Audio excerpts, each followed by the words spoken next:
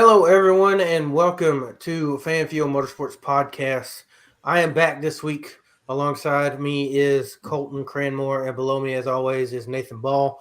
These guys held it down with Cody Powers last week while I was at Disney World. And if you can hear, my voice is kind of a little bit hoarse, but it's not because of the screaming. It's because the happiest place on earth decided to give me the happiest little gift for parting. And I got COVID. Oh, yeah. No, no, I got COVID. I was in bed all day on Friday down there, and then had to drive back all day Saturday, and I'm finally on the upswing. So that's why I sound the way I do. I'll probably be chugging water all night long. So I am sorry for any noise that I make. I might make it very, vicious just because. But what you guys been up to? I know I haven't spoken to you guys in what feels like a month. Not much. I've just been studying. I've got some summer classes going on, and then I'm going to be volunteering at a hospital starting Friday. So that's basically it. That's my entire summer. there isn't a ton to do up here, so I've just been counting grass. That's pretty cool. Nice. I like to watch the trees blow. That's also a good pastime up here. Every once in a while, a can will roll down the road. That's pretty cool. Awesome. Yeah. Very much. Sounds like you and Courage the Cowardly Dog might have the similar kind of fun going on during the daytime. It's pretty close. Yeah. I couldn't imagine that. Yeah. Yeah, it's kind of all right. Well, well, some stuff that hasn't been born, and that's some racing. We've had a lot of it over the past couple of weeks. I want to start out with a debate that we kind of had going before we got on here, and that's with watching racing just for fun. So I went to the SRX opener at Five Flags before heading to Disney World this past week, and I got to say it was one of the best races I've ever attended in my life. And if you watched it, you know why it was good. If you didn't, you obviously can't have an opinion on it. But I do want to call Colton out because he said he doesn't watch the SRX and has not watched a single race. Not one. No. So when it comes to for fun, especially in motorsports, but in all sports for that matter, I don't watch it. I don't watch any AllStar games. I'll barely watch the NASCAR AllStar race or the Clash. I don't watch any celebrity softball, any shit like that. I don't watch any Olympics either, even though that's not really for fun. It's not my thing. I even like at my local tracks, if there's like a for fun series, like the circle drags, I don't really watch those. If it's for fun, to me, that seems less passionate because and granted, the SRX is getting more enticing because there are a lot of tempers out there. But I mean, what's the fallout if someone gets wrecked? Someone else is mad, and now Tony Stewart has to buy a new car. That doesn't seem as cool as like you wrecking a guy out, and that just ruined his whole fucking season, or that just ruined his pocketbook. Well, I mean, there are about 8 guys going for the championship, and they are banging off each other week in and week out. It might only be 6 weeks long, but those tempers carried over last year certainly, and they've already done so the first 2 races this year. So, hey man, I've had a hot game of Go Fish too. It's not my thing. I have the video game. It's pretty cool. I like those cars. Not really into watching it. Well, where are you at on the side, or which side of the fence, I should say, are you on with this, Nathan? I think I see a little bit of both. Traditionally, I'm an anti-gimmick person. I don't enjoy gimmicks. I honestly have leaned toward not enjoying the NASCAR All-Star race in the last couple of years because of that. But that said, I can enjoy it every now and then. I think the fact that SRX is an entire series marketed toward that makes it a little better. I wouldn't want to have all this stuff and say like IndyCar or whatever, but the fact that I have an entire series where I can go to do that, that makes it better in my opinion, because there's like an entire separate genre of racing for it now. That's fair. Yeah. I would have a different viewpoint on SRX if what's up, Joe? If it were kind of like IROC, where we just took a couple of guys from each series and only raced it a couple times a year and then put a big prize on the line. not just Yeah. for fun. I love the short track element of it, but I don't want to see Marco Andretti and Elio Castroneves race together for shits and giggles. Like, I want to see them go fight out for like $1 million. That would be fucking cool. I mean, they raced like that though. They were at Five Flags specifically. There was door-to-door action all 75 laps of that race, and there was a fight for the lead for 25 laps where they were side by side, where one was in the front and one was going backwards on and off each corner with the two leaders. And then your local hero can be a flop, but can also make that whole grandstand go crazy like Bubba Pollard did at Five Flags. So I think it's a great refreshment for a hot time of the year, and it definitely gets people into, I don't know, maybe not new series, but there were a bunch of people there like behind me that were complaining that they didn't know who half these people were, but because half of them are IndyCar guys. So maybe that entices people to get them to do new stuff. But there was also another big chunk of the crowd that had probably never been to a short track in their life, but they had jerseys on from different teams in IndyCar, whether it was a Castroneves jersey, a Marco Andretti jersey.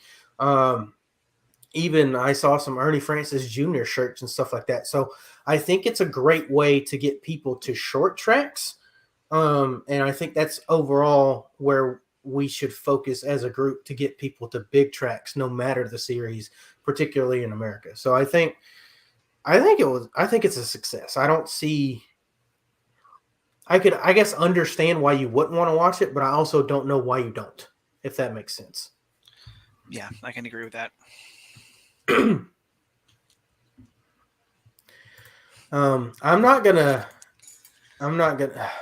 can't. He is our advisor. Really, Colton? Last week he asked which driver's farts do we think smelled the best? Yeah, he's quite the troll. Yeah, troll. He's having fun. I see him in the Discord all the time. Obviously, it's gonna be Mr. Stinky himself, Smoke. That dude eats chili dogs for fun. So chili dogs makes for some nice raw ass. Anyways,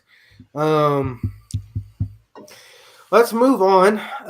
So there's been a bunch of just interesting controversy.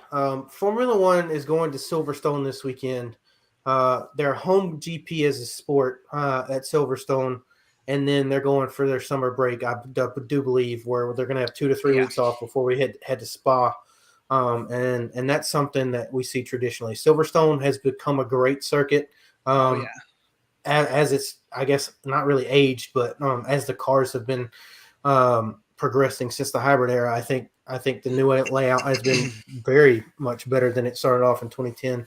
But there was some not so recent news that came out that's been blowing up on Twitter, and I wanted to get your guys' thoughts on it. And that was Nelson Piquet Senior. Let's draw that line really hardly there.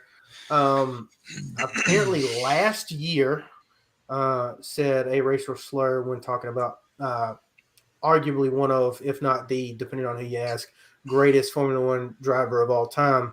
And so I guess I've got a twofold question here. Why are we just hearing about it now?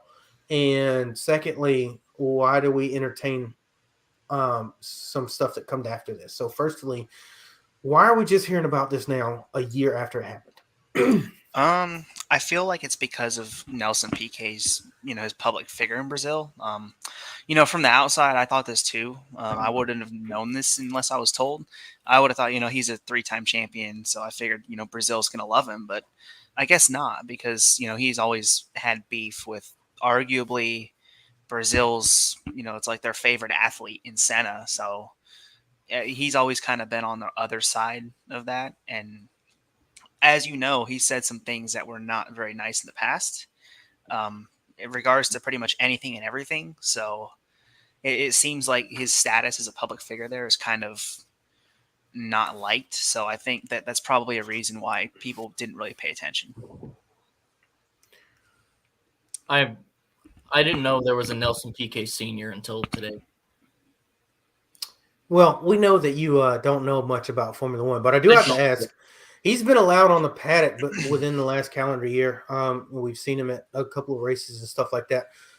So the FIA comes out and has statements not particularly naming him, that they are standing in solidarity with Lewis, obviously, and that they don't condone racist, sexist, homophobic, all the standard PR stuff, because that's what I felt like it was, just standard PR stuff. The fact that they did not name him, and then knowing that this happened a calendar year ago, and he's been at the December racetrack, 2021.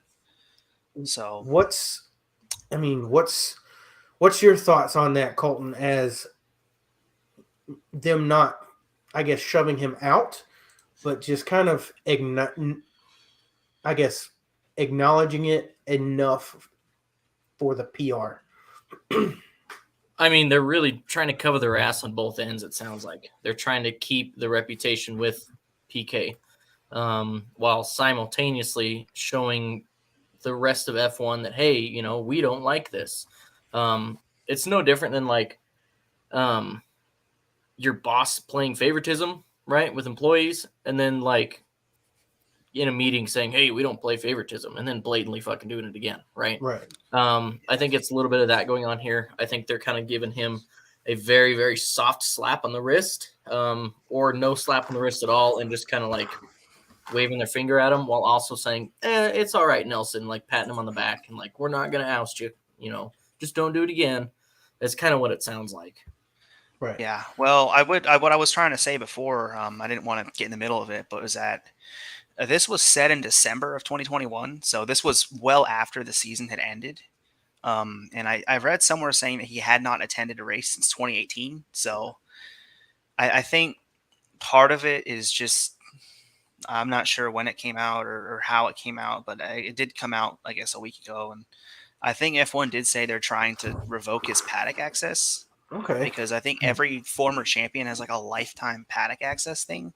So nobody's really confirmed it, but I think that's probably where they're going to go, because he's the first, I guess, public example of something like this, because F1 hasn't really had a past champion do anything in that, do anything of that scale. So this is kind of a first for them.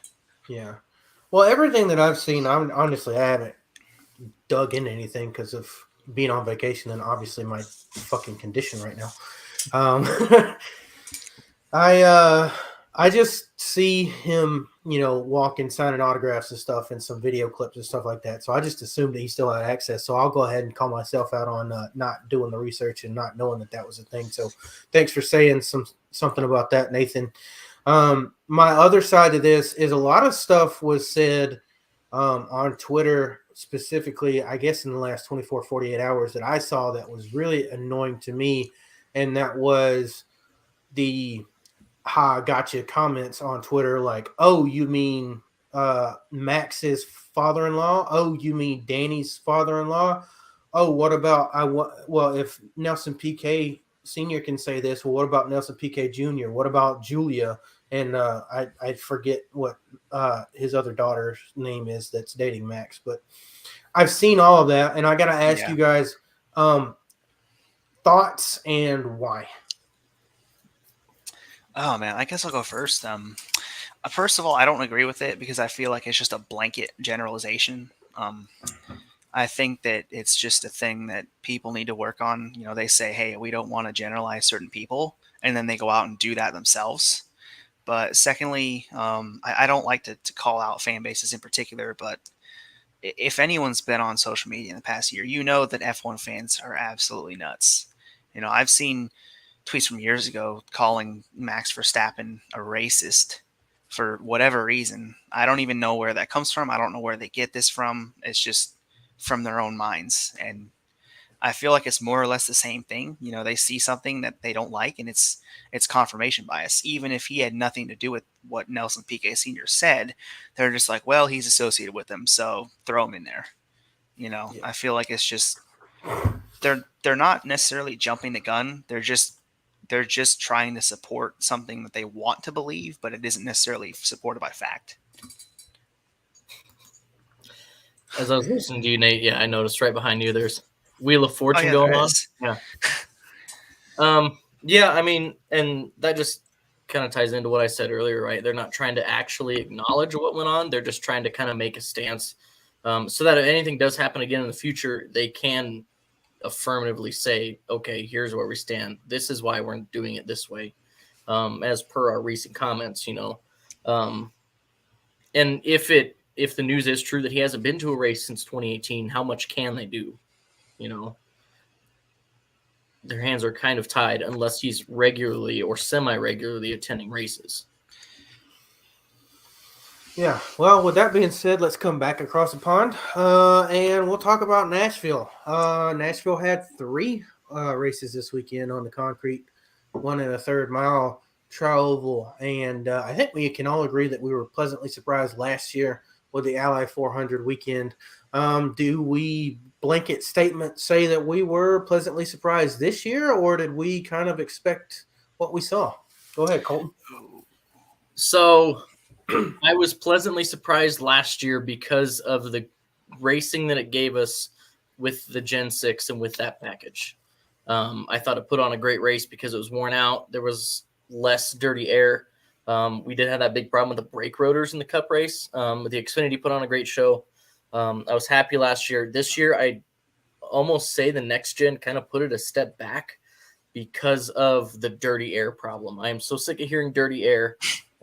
It is ridiculous. There's very, very little passing. You saw how hard guys had to work when they were 2/10 faster than the leader to try to just get around them. It would take them 10 laps to set it up and finally execute it, which I do not like. I'm a firm believer of this. I've said it before. I would much rather the fastest car kick rocks and everyone else like MTJ in the Coke 600 than watch them struggle to pass because of air games.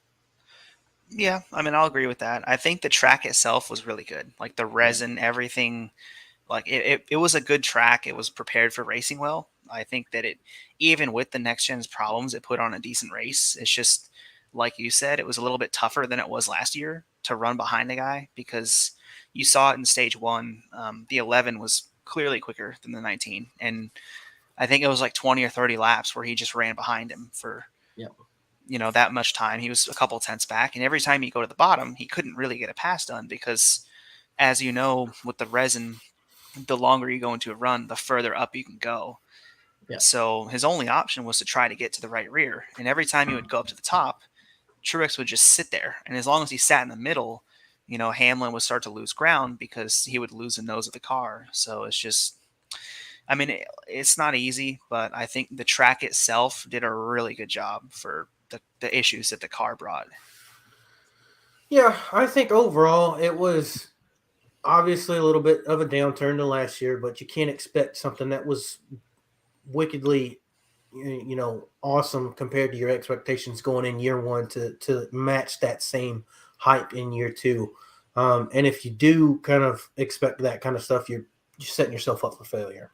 Right. I knew there was going to be a retrograde. I thought for sure that this racetrack wouldn't see as much of a retrograde with the next gen car because the next gen car has been so good at intermediates. Well, this being an oddly shaped intermediate where we have to use the brakes and we have to shift and stuff, I think that basically was the only thing that was holding us back. Was not necessarily, in my opinion, I don't think it was the dirty air. I think it was the momentum. There was, despite hitting the brakes, there's no momentum loss because you can just gain it all back with a shift down and you're back at 7,700 RPMs again. So you're back almost redlining it. You never lose momentum.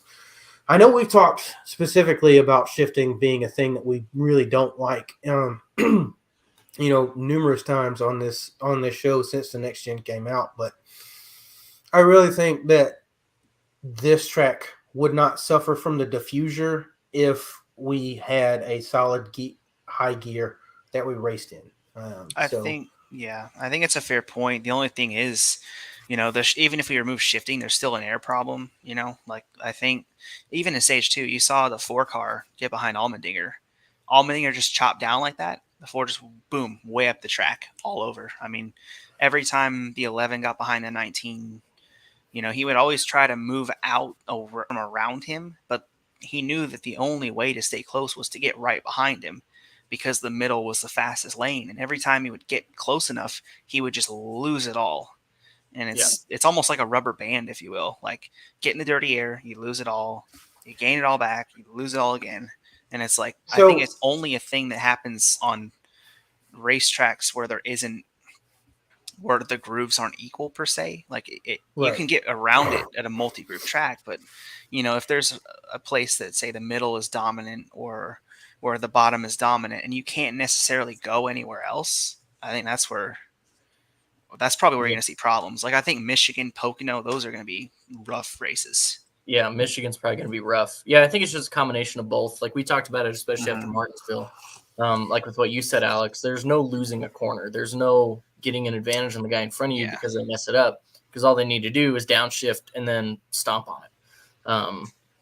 So I think the shifting would at least help with guys who mess up the corner. You would still be able to get around them and not see them hold on to their spot. But yeah, a combination of both. I hate going in and seeing a car just move up because they know that it'll take the air off their nose, or hearing the broadcaster say, "Oh, he's going to go in here and take his air away." Like that doesn't seem natural.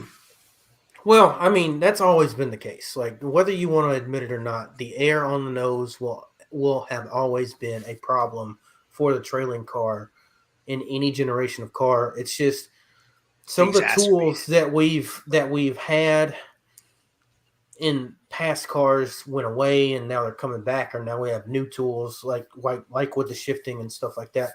I think last year we saw a better race because we had more horsepower than we had this year. That obviously took away from the Darlington race. That obviously is going to take away from this race. Both of those tracks were fantastic last year. And then you add in that momentum stuff with the shifting, and it's like an intermediate was last year because it was too much momentum with the 550 package. So it's almost like they homogulated this package, right? So we don't have these two packages, but they nerfed a little bit of these odd intermediates like Dover, like here, like Darlington, because the dirty air is more of a factor because they can shift, which is interesting because the dirty air is not a factor at the 1.5 miles where you can't shift. And it's very interesting because when you look at the 550 package, hammer down, you could just do what the 22 did to the 4 at Kansas in fall of 2019 or 2020, whenever it was, and just he can follow your wake, and he's faster than you, but that's all he's got. So we've got away from that, but how did we also make it worse at the tracks that it wasn't bad at? I don't know. I feel like maybe it's just the horsepower thing. I feel like something that you said, it's like 2014 they had similar dirty air issues, but with way less horsepower, like there's a lot of off throttle time in this package. It's just all of the dirty air issues from the 550 package came with it, if you will. I think I read Logano say somewhere that the dirty air in the previous generations of cars, you could feel it worse from the sides because of all the side force. If you were on a guy's right rear, you could feel it a little more. But now it seems to be worse if you're just directly behind a guy. Like you could get out from underneath him a little bit and you're not bad. But just when you're right behind somebody, it seems like that's where it kind of just the same as it was in every other generation of car. If not, they said it was worse. I mean, I'm not necessarily the one saying it, but I'll take Logano's word for it. So I'll ask this question to you, Colton. When it comes to race car drivers, they're always going to complain about everything, in my opinion. Do you think that when they complain about aero stuff like this and we see better racing this year, that they're just being race car drivers and complaining, or they're actually throwing concern to something that's real? Because I don't know if it's necessarily, because I'm not convinced. I know I'm just a couch racer or whatever, but I'm not convinced that it's really that much of an aero problem as it is with more of the gearbox and stuff like that. I think it depends on each situation. Yeah. Like I think this last weekend, it was clearly an aero problem, and where I would take that word for it, just because you would see the runs completely stall out. Even like I said before, if the guy was 2/10 faster, you would see the run stall out, and you'd see him have to really work for about 30 laps to get around him, and then just completely drive away as soon as that pass was made. Race car drivers do complain about fucking everything, but I think it's important to take context in and say, okay, well, this seems to only be a problem. The air only seems to be a problem here, here, and here, but not necessarily here and here. I think, yeah. Like the shifting is another one too that we heard drivers kind of complain about that after Martinsville, but I feel like that was justified. I feel like if we were to hear him complain about it at, say, a Kansas, right? I'm trying to think of a track where we had a lot of parity throughout the field. I wouldn't quite give a shit as much. Yeah. I feel like he's right in that regard. I'd agree with everything Colton said. I think that another point that we made is that it's a crutch. Multi-groove tracks are almost a crutch. I think they mask a major deficiency that the car has, which is being able to follow somebody. The car is much better to drive. It's much harder to drive. It's just the following in dirty air has not really made any improvement. And I think that's why you're seeing all the good races at like a Fontana or a Vegas or a Charlotte, because you can move around and get away from that. Whereas at a track where you have to run behind the guy, you're going to suffer. There's no crutch to hide the deficiencies of the car. You just have to face it. And it's almost like a Band-Aid, if you will. Right. And the complaints will always be louder than the compliments, right? Because as content creators, we like to talk about the complaints because it gives us something to bitch about. Oh, yeah. And gives us a longer conversation than all the drivers that have came out this year and said, wow, this car is immensely better than what we had last year. Tyler Reddick is a huge advocate for this car. A lot of drivers really think this is a lot better. And so I would kind of factor that into to where if they're only complaining about one or two things of the car, I think that's an overall like win. Just the dirty air, but I don't want to see them. Yeah, I don't want to see them just completely ignore the complaints because of the success of this new car. I think the multi-groove racing plays a huge factor into that because we don't see it as much. Right. Well, I mean, we've got plenty of multi-groove tracks on the schedule coming up, but we've also got plenty of single file tracks coming up. One that Nathan mentioned was Michigan. I thought we saw a pretty good race there with the 550 package last year, despite I don't know. I'll fight you on this one. Despite all the hype, I think it was better than what I expected. And when you come at the bar like 3 centimeters off the ground, it's not that far to walk over it. But I am hoping, I'm praying that this race at Michigan is going to be over that 3 centimeter off the ground bar that I put down. It's essentially like the same thing, but with off throttle time. Like, I think I would much rather have dirty air with off throttle time than I would without it. I think it's always the more off throttle time, the better. It's just, I really, really hope that there's multiple grooves at this track. I really hope you can get around it, because last year, I think it was like the 400 cars that were leading, and they were afraid to make a pass in the leader because they're like, oh, well, if I pull out of the dominant groove, then all the cars behind me are just going to freight train me when I lose momentum. And it's like, man, it's like, this is not the Michigan that I grew up with. Yeah, I think the good thing about, or the positive thing I can think about Michigan these next few years, it's getting old enough as a surface now to start fanning out. I don't think we'll quite see it this year, but I think we see some guys try. And with the 550, I don't know that they'll be carrying enough speed with enough off-throttle time to really justify shifting, which I think will help as well. Right. Well, they'll have the 670 package in there. So they'll definitely be lifting, that's for sure. Yeah. We'll be going faster than we were the last couple of years. So that faster doesn't always mean better racing is what I'm always told. But the faster you go into the corner, the slower you go through the corner. Well, then shifting might be physics work. So I don't know. It might just be a longer Nashville. Right. Well, let's hope not. I think that the arcs are going to be a lot wider because it's such a longer track. So we should be okay. I think my lights just flickered, so that was a little bit interesting. Anyways, let's pull it back a little bit. There's a lot of drivers that were complaining it was hot as hell this weekend. obviously it was.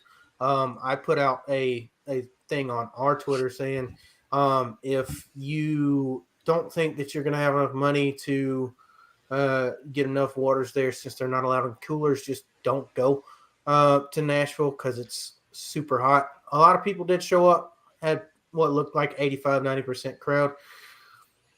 So good turnout anyways. We saw Allgaier say something in his post-race interview about the fans and saying that he had to suck it up because there was people out there in the stands saying stuff. But Justin, your cockpit is probably about 40 to 50 degrees hotter than theirs are. So interesting that you would say that. And secondly, your teammate Noah Gragson, he tweeted that he threw up on himself twice during the race. And I just want to ask you guys a simple question. I think it was Cody Powers that tweeted. I think he said something like, "Nah, fam, if I threw up on myself, I'd be out the car like that." So if you guys threw up during the race on yourself, not once but twice, do you finish the race? Depends how much stays in my helmet. That's a good answer. Like, we don't know if it was. I'd assume it was under green, right? Max temp. Right. You're focusing. Yeah. But it would depend on how much it drained out of my helmet and how much went down my fire suit. Yeah. If it's in my lap, I can probably deal with it. Granted, it's going to stink real bad, but I'm just flipping the fucking head hose on high and just hoping it's fine. Yeah, I feel like at that point it would be hard to get me out of the car unless I like physically cannot race. At that point it's just like, hey, there's like once you get in the car, there's not really much that can take you out of the car. I feel like it's something that you'll understand. I guess if you've ever done any like sort of sport, you do stuff you don't think you're gonna do. Like if you say that now and you're like, oh, would you finish a race like this? You'd be like, no, of course not. But then when you do it, you're like, you're completely different. You flip a switch. So I think that it depends, like you said, if it's survivable, then yeah, I would try it. So for me, Daniel Suarez last year, he puked in his helmet with 15 to go. I think it was at the Indianapolis Road Course. Y'all can correct me if I'm wrong there. He said it was still in his helmet and it went down under him on the seat. If you puke once, like Daniel did, that's one thing, right? I think 15 to go, whatever. Noah did this during the middle of the race, during the middle of green flag run. Excuse me. And he did it twice. So I don't know if you guys have ever thrown up, but usually you don't feel too good after you throw up. So I don't think the adrenaline, there's enough in me. I don't think there's enough to, once I hit that second round to throw up, like, I'm like, all right, dude, I'm heat exhausted. I'm out. I'm sorry. So, this is something I feel like people don't take into account enough when they hear that drivers puke in their helmets. When you throw up, it's not like a baby spit up, right? You're not just chilling there like, bleh. It's a heaving, it's an uncomfortable, it's a forceful motion like that. You're talking about taking your eyes off the race for a couple seconds at a time. And I'd assume it wasn't just two heaves done. It probably took a couple laps. Yeah, I mean, like I said, it's I think it's a rough experience, but I think he proved his mettle in the end. He finished the race. I think he finished in the top 5, didn't he? Yep. Yeah. I don't know. So, I mad respect. I would. Yeah. I could much rather pull a Tony Stewart Watkins Glen and shit my fire suit and finish than I could puke in my helmet and finish. So that leads me to another question. Thank you for bringing that up. When you poop, you pee. Drivers always talk about they go to the haulers after the race to take a shower because they're covered in sweat and they're covered in pee. We have heard guys pouring water down their shirts during a pit stop, saying that sometimes, the water can boil you and that they don't recommend doing that. So I have a question. When you pee yourself in the car, do you not boil your groin area? Because would that not steam off the exact same way if it's that hot? I don't think it's quite. I don't know. Yeah. Because I don't know. Yeah. I feel like it's not quite as much liquid, right? Because they're already dehydrated to begin with. Right. Mhm. Whereas like if you're getting water, you're getting a bottle of water to dump down there. That's quite a bit that's going to run through. Mhm. I wouldn't, Yeah. if it were a problem, I think we would have heard about it from someone. Gotcha. All Yeah. right. Well. Oh I well. don't We've think it's devolved. We've devolved into bodily fluid Yeah. fan fuel. So congratulations if you're here. Anyways, let's talk a bit more about these cars. So the next gen cars were hot in Daytona. Oh I want to yeah, say it was they're a hot. December test, right? We put slits in them, and they haven't had a problem really since. So I have to ask you guys, with the slits, they were talking about 20 to 25 degrees cooler in the cabins. I know it was a really hot day in Nashville, but did the drivers just get used to the cooler system that they have now, or was it really genuinely that hot? Were we actually seeing temperatures of like 160 plus in the cabins? Like, and what is the fix since we've already cut slits in the back windshield? Oh man, I'm not really sure. I feel like they've done almost everything they can. I think the main flaw is that the exhaust pipes run under the seat now when they used to not run under the seat. So you're pretty much sitting on top of a frying pan. And even if you're in like a cart or whatever, you can feel that like right behind you. So imagine sitting on something like that for 4 hours. Um, I think part of it is, yes, it was genuinely hot. I think even with all the technology they got now, I think most drivers have a cool suit now. I don't Right. remember every driver using one until like last year. It seemed to become a widespread thing last year. I think Hamlin said last week was the first time he's ever used a cool suit mm-hmm. because he was recommended that by the team. It's like, hey, it's gonna be really hot. Like we need you to do this. So I think it's a combination of number one, they've kind of gotten used to it a bit, but I think on the second front, they're getting used to the cool suits. I think they're utilizing more things available to them that they wouldn't have done in the past. Yeah. Yeah, I'd agree with that. I think it's a combination of both. That I don't think we really saw temps that high this weekend. Granted, if you're still sitting over that exhaust, it's going to feel hotter in the driver's seat than it is in the rest of the car because you're Right. just kind of absorbing that ambient heat. The slits also seem to really help, and I think the cool suits play a big factor into that too. I'm interested to see what new technology comes out in the next 10 years, knowing that there's going to be less and less air moving through almost every race car. Is if they don't come out with cool pants or some sort of cooling system in the seat to kind of help the drivers out a little bit more. I am not sure, but there was also some things on Twitter where people said something about the right side window, which is interesting because we saw complaints. I think it was 2015. NASCAR mandated the right side window to be in every single track where it used to not be in Yeah. anything that was Darlington or smaller. And this would have been one of those tracks which I think is iffy on whether or not we could use the right side windows on. So, firstly, would you guys think that taking out the right side window works? And we already have an answer to this question from my dad. It says the fix could also be to cut slits in the right side window to allow the air to pull through and out faster. Maybe 3 slits the same width as the slits in the rear windows, or removing the right side window completely, which saves money and maybe not having to have the cool suit system in the car. So, I mean, what do you guys think about that? Is there something that we could do with the right side window? In the fight between driver comfortability and aero advantage, which one are teams going to choose? Yeah, It that's the doesn't toughest matter if part for NASCAR me. mandates it, though. NASCAR ain't going to do shit. That's the fun won't. part, yeah. Unless it becomes an actual problem of drivers suffering from heat stroke or passing out or things of that nature, they're not going to do anything. Yeah. They're not, until it becomes an actual problem, not just a complaint. They're not going to do anything. Yeah, I feel like it's the same thing with F1's porpoising issues a few months ago. It's like teams are always going to choose that extra tenth if they know your driver can survive it. They're like, yeah, we're not going to do anything unless it literally kills our driver. Basically, I think it's a think great idea. Yeah, I agree with that. I think it would be smart. I think something at least to funnel air into the car But like you said, it's always going to come at some cost speed wise. Yeah, and I think they're trying. Oh, go ahead.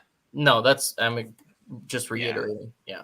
I think they're always going to go with, if we would make our car slower or make the driver get in better shape, they're always going to be like, hey, we want the driver to get in better shape to live up to the car and not the other way.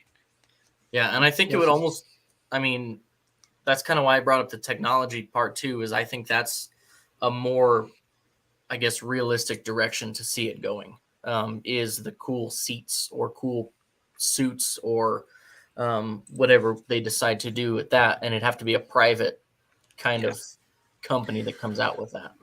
So I'm not sure if the NASCAR car has it in there for the air cooling system for the driver's head. I don't know what that whole thing is, but in the V8 supercars, they do have a air conditioner that uses liquid nitrogen or some sort of very sub-zero chemical like that.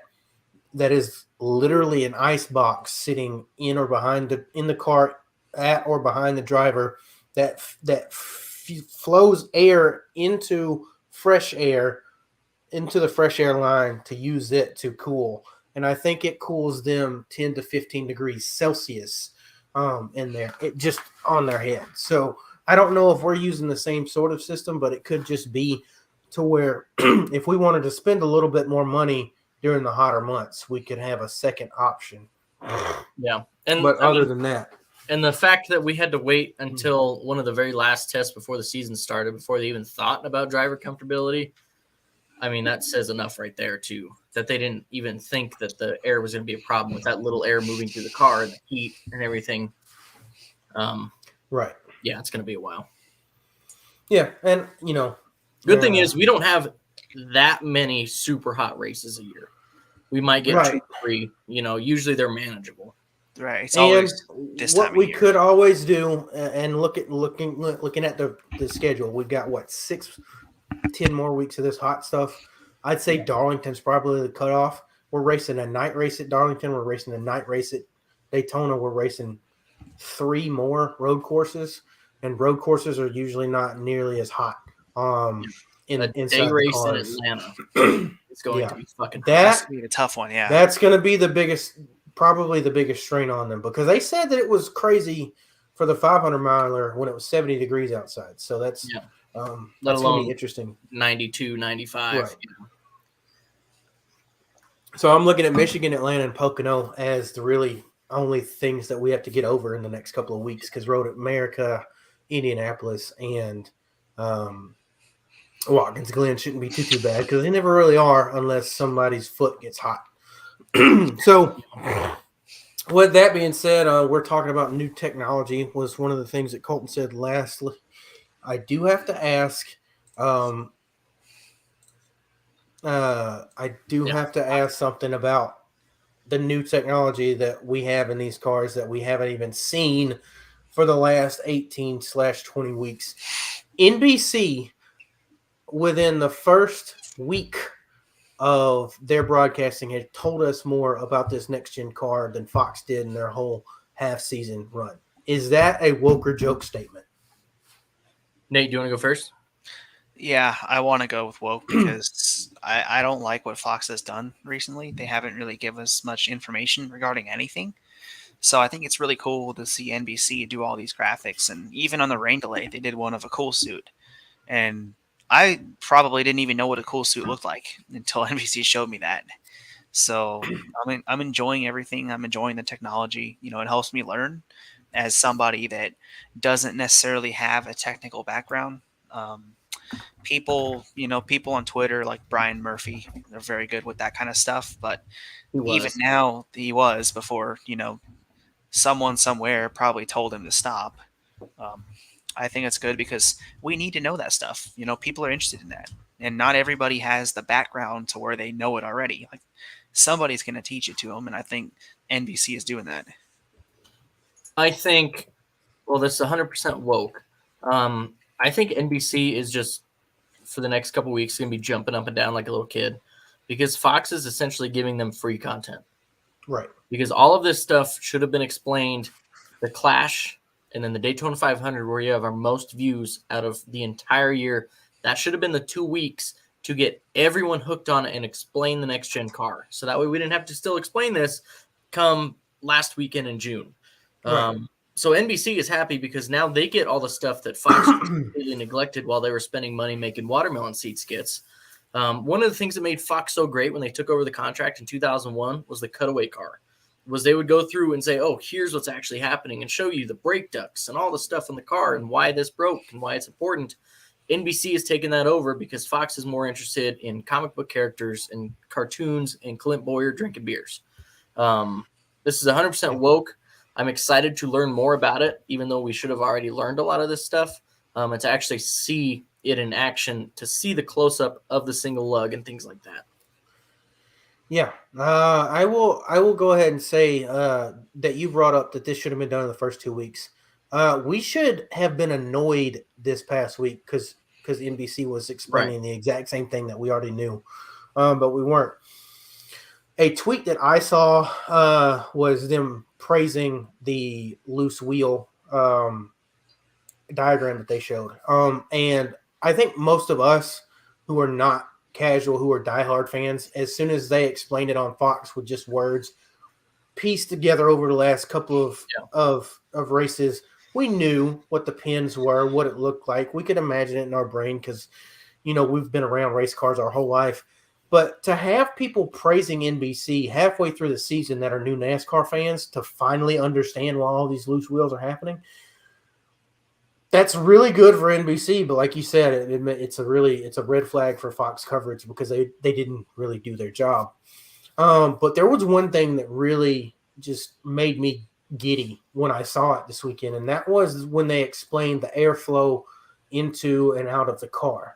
And they had different colored lines with all the peacock colors, red, blue, green, yellow, magenta, all that stuff, just like a wind tunnel. And then they spread it out. And I didn't know that the engine had not only the stuff going over the top of the engine and out of the hood vents, but it also had stuff going under a slat and going through the engine and stuff going into the brake ducts. And there was even more holes for brake ducts that we don't really see that the teams could tape up that we hadn't heard.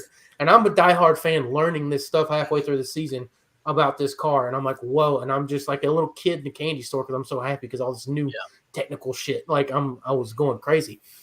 And then the one thing that really made it really interesting for me was the little louvers on the exhaust on both sides. They have 2 airstreams going on each of the 4 exhausts, on the 2 on each side to cool the exhaust down when it comes out, not just be so hot on the exhaust. And I thought that was the coolest shit I had ever seen. And if Fox would have told me that, I'd have been that giddy at the front of the season. But I am so glad that NBC has taken the time and they understand that we are not fucking idiots. Because that's what I feel like we're always treated like the first half of the year. That we're blibbering idiots. We don't care about the technical side, and we can't understand it. So why even try to educate us? Yeah, exactly. Yeah, NBC does such a good job of explaining it to both the new fans and the novice fans and the diehards. Because we didn't know about all those airflows. We've heard about them. But we didn't know what the hell they did. We didn't know that they were all kind of intertwined through the same kind of openings. Right. Whereas I feel like if I were a new fan learning about that, say from like MotoGP, right? Learning about the technical side of it. Yeah, like I'm more technical. I like race cars. But that would have gotten me hooked more into MotoGP, is learning about the actual engineering that goes behind it. And I feel like NASCAR is a lot the same way. Right. Yeah. And that's something we had a discussion about earlier today in our little group chat. And that was NASCAR's always had this presentation problem of throwing the wrecks at you, throwing the good old boys at you, throwing the fights at you, and not really throwing the technical stuff at you. And that's something that we saw with NBC when its first run came through. That's something that we saw with ESPN and even TNT. Never really saw that with Fox. Yes, they had the cutaway car that Colton said something about, but they've never really been out there. It's been Larry Mack saying stuff when he can on the broadcast or as an analyst in Charlotte now. or it's been nobody. But now you have NBC, which such a technical crew of guys. I mean, Rick Allen is the only guy that hasn't worked on a race car that's on their crew. Like that's saying a lot, and that's why I think it's so much better, so much more fan friendly. Exactly. And I have friends over to watch a race for maybe the first or second time. They don't ask questions about fights. They ask technical questions, that the broadcast should be answering. And would you have known until Sunday that there were 4 more openings for the brake ducts that teams could tape up? No. Because I wouldn't have. As a diehard fan, I wouldn't have. My phone is going crazy with the Amber Alert. But anyways, so, I mean, that's pretty much all we had with everything. But there is one little last thing that we wanted to say. Happy birthday, MTJ. And congratulations on coming back in 2023. So a lot of people were calling this year the swan song year for him. They thought that he might not be coming back because he was going to be replaced with Ty Gibbs. So I do want to shift this to a question to you guys about Ty Gibbs. I was one of the guys that was like, MTJ doesn't seem to be having fun. I don't know that he's coming back next year, and I don't know that he's somebody that's going to be big and bright, and he might just step away like a Carl Edwards would have. Yeah. So what do you guys think for the trajectory of Ty Gibbs? Is he going to be in a Cup car next year? Is he going to stay in Xfinity? And if he isn't going to be in a Cup car, where does that land him? He'll be in Xfinity car next year, I think. Even if he wins 20 races or whatever, he'll still be in one. I think that I'm sure part of Joe Gibbs' decision to try and get Truex back another year was unfortunately that. I think they probably wanted to avoid just tossing him up to Cup, but I'm really happy that Truex is coming back. The more Truex I see, the better. So I'm glad to have him back for another year. I think it's cool because that's one more weekly competitive driver that we get to see. Truex, especially with how late his career blossomed, it's pretty cool to see him get one more year out of it at least. I do think next year will be his last. And there's a lot of other guys that I look at too as next year's probably going to be their last year. Harvick is one of them. Almirola is obviously gone this year. I look at Kurt Busch as probably being out within the next 2 to 3 years. So there's a lot of spots that are going to open for Ty. I think definitely it's a good idea to keep him in Xfinity next year and avoid like the Harrison Burton thing where they just rushed him up to Cup because he had sponsors behind him. And now we see him running 30th every week. Yeah, so I think it's a good thing that we see MTJ back. As much as I love to not like the guy, he's definitely a popular driver in the sport. He's definitely someone that pushes his competitors because he does anger me so much when he goes out there and dominantly wins. He's definitely someone who understands the nuances of his job, and that makes it hard on us watching anytime he wins a race. But that's something that we have to deal with. And he's a good publicity person for the sport. He's always doing stuff outside, and you guys talk about all these names that we're about to lose. And, we saw the 2015, 2014, 2016 just sloth of losing Gordon Smoke and then Junior and then Johnson. And we realistically are about to go through one of these sloths again.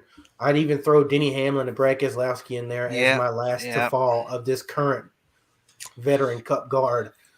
So the longer these guys stick around, whether or not they are at their top performance, it's going to be better while other guys are making names for themselves, like the Reddicks, the Cindrics, the Logano's of the world, who is going to be the most veteran at the youngest age.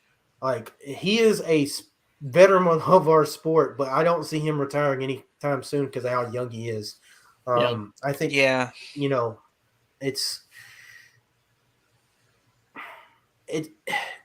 it's good that he's sticking around. Yeah, I'm happy because I feel like he's kind of the last of a certain breed of drivers. I think that, so many fans for years have complained, like, we don't have guys that race with respect. All these new guys don't race with respect. And it's like, when I think of respect, I think of Truex. Like, he's probably the most easy driver to race around because he never really does anything blatant. Like, I've never even seen him take somebody out. Like, I've never seen him do it. He's just definitely a the good Mark guy. Martin of this generation. Yeah, like, he's a good guy to race around, and I think that having somebody like that is good because when he's gone, when most of the older guys are gone, they're all going to be like Ty Gibbs. And it's going to be completely different for some people like us that grew up with a different, philosophy of racing. I think I don't want that day to come, but I think it's going to come. Yeah. I think every cup race is going to turn into a free for all in the next couple of years. So we had one of our partners in crime, Keith Merrick, say that I feel like Todd Gibbs will be a cup driver in 2024. The Monster Energy 19 car would look good for sure. I want to re-ask that question to you guys. What do you think the pathway is for Ty in the cup now that the 19 is definitely off the table for next year? Is it still that 19 car, or is he going to a 2311 spot, or what's happening? I think he definitely goes straight to the main Gibbs team. I don't think we see him in any 2311 stuff, whether it be Kyle Busch, whether it be Martin Truex, whether they kick Christopher Bell out. I do not see him ever racing for 2311. Yeah, I mean, I think it's just like Colton said, the last name thing. Yeah. I do think if he gets to 19, I think they're changing it to 54. I think that that's Ooh. the number with the least history behind it at Joe Gibbs Racing. I think that looking at what they did in Xfinity, they changed the number 20 to 54 in Xfinity. That's not something I ever thought they would do. And I think somebody in an interview said that they want Ty to have a single, like an identity. They want him to have a number. So I can definitely see 54 being a number in the Cup Series one day. I think 11 will never be replaced because that's Joe Gibbs's number. That's JD Gibbs's handpicked number. I think 18 is probably not going to go anywhere because that was their first number. Yeah. I think 20 is probably not going to go anywhere either just because it's been around a long time. It's won titles with Gibbs. So I think if any number's getting switched, it's going to be 19. Yeah, that's a good point. That makes sense. I really like your dad's comment, Alex, about his time frame for each driver. Maybe that's something we do silly season on. Wow, 4 years. That's a long time for him. Yeah, I hope he sticks we can around 4 definitely years. make a whole episode about that. Yeah. We could do our own little world building there for NASCAR in the next 10 to 15 years. Who are the prospects and whatnot coming up, and where are they going to fill, and what numbers are going to change, and that would be really cool to have. But that sounds like a whole new show for me. Not something we get into tonight. And I just slapped myself in the eye with a water droplet, so I'm talented at drinking water. Hell yeah. I want to thank everybody for coming out tonight. Quick 1 hour show for tonight. I want to also thank my my guys here, Colton and Nathan, because we did not have a single bit of notes made for tonight's show. This was all ad lib because I've had COVID. I just didn't. So hell of a show, guys, for having all this ad lib tonight. Thank you guys for bringing on some points mid show tonight. And thanks again for everybody watching on Facebook, YouTube, and Twitch. We'll have our shows getting uploaded here in the next couple of weeks on Spotify, Apple Podcasts, and the like. And then you can always find us at www.fanfuelmotorsports.com if you want to see some of the cool projects that we do outside of the scope of this. And then we've also got an announcement coming with the Left Turn Cult in the coming weeks. And so you guys should be sticking around for that. You may have seen some of the players tonight that will be in on that as well. And then also, I am going to be starting a new opportunity. So my schedule for being on the podcast is going to be every other week, starting pretty much now. So it's going to be 1 week on, 1 week off due to my working schedule for my new job. So I'll miss you guys after the year, but I'll be here the other half, and you'll be in good hands with these two guys. And Jared, if he ever gets his schedule under wrap, because it's kind of hard having three grown-ass adults and different job schedules, and then Nathan out here being a student and soon to be a I guess, intern or whatever you guys are called when you're aiding those doctors and stuff. So Yeah. it's going to be a wild couple of months for us as we get into the groove of this new thing. You're going to see a lot of new changes, especially the weeks that I'm off. We're going to have a lot more guest hosts rather than just fan spotlights and stuff. And we'll have a lot of more content pieces for these weeks that I am on. Rather than just doing stuff like tonight where we just kind of ad-libbed everything. So be looking out for all that. And thanks for the support as always. And I will see Colton at Atlanta Motor Speedway 2 weekends from now. Jared is a maybe. And you guys can come see us at Atlanta Motor Speedway as well. So check us out at our Twitter ats down here. You know our usernames. Just shout at us if you wanna meet us that Friday through Sunday weekend, and we will see you there. Otherwise, we'll see you next week. Well, you'll see them next week. I'll be at work. All right, bye.